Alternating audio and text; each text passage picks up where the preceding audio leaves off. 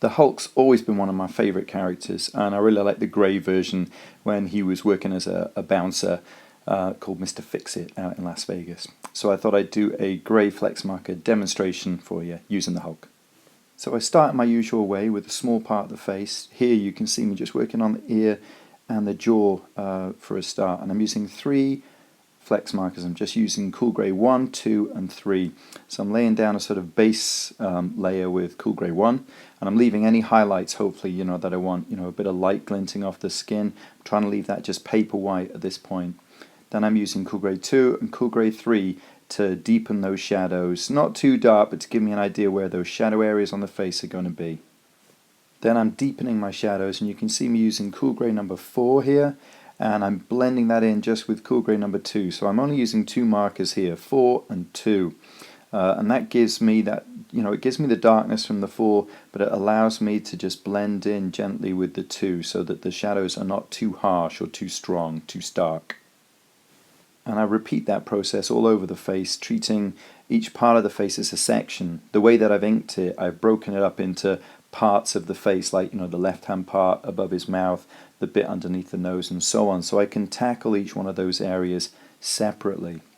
This means that hopefully I'm not going to have to be working on a massive big area of the face, trying to blend it and get worried about my marker marks streaking and showing so much. So, keeping it to small little chunks, small little bits that you can work on is going to be better for you to blend your markers more successfully. Here you can see me working on those classic dark parts of the face. Underneath the nose always has a lot of shadow, the top lip is always in a lot of shadow, and underneath the bottom lip you always get some nice dark shadow areas. Not forgetting the really dark areas underneath the chin as well, on the neck. They get really, really nice and dark.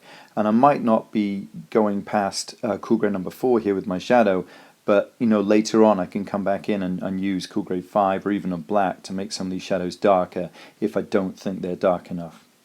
I use the same process, the Cool Grey 1, 2 and 3 for the shoulder muscles as well, just to show little bits of highlight as well on the edges of each of the muscles, and also putting in some dark on the eye as well, so I'm getting an idea of where that shadow is going to be.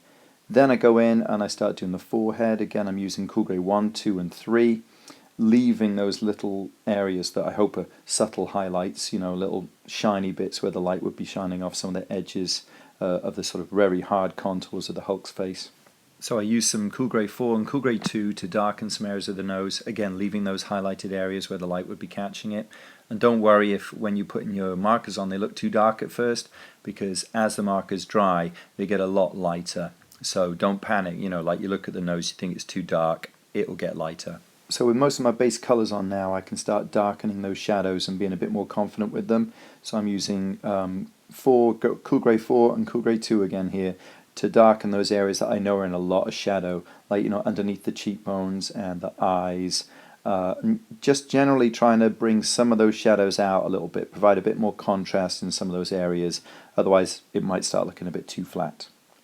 And you can see me using Cool Grey 5 at this point, which is pretty much the darkest that I go with the markers, to put some of those dark areas in underneath his eyebrows and over the eyes to give him that moody, angry look. So when I'm doing the hair, I'm trying to use strokes of the pen, and I'm using Cool Grey 1, 2 and 3 and layering up those colours on top of each other, using concave strokes from the left hand side, and then as I get towards the right making those strokes convex again to suggest the curved shape of his head. Then what you can see me doing here is using Cool Grey 4 and 2 again to deepen some of those shadow areas that when you look at it you think it's not quite dark enough yet in those particular areas. The areas I talked about earlier, like underneath the brow, underneath the nose and the mouth. And I add some Cool Grey 4 to the hair to try and darken some of the strands there, give it a bit more depth. And this phase of the drawing becomes a sort of tidy up phase where I just look for areas that I think need to be darker, and I go in using probably Cool Grey 4 and Cool Grey 2 to blend the 4, just to deepen some of those shadows. I look at the shoulders and I think they need a bit more, so I go in with Cool Grey 2 and 3 just to darken some of that a little bit. I'm not using 4 too much on his shoulder muscles because I don't want that to detract away from the face. I want the deepest and darkest shadows to be on his face, particularly around the eyes.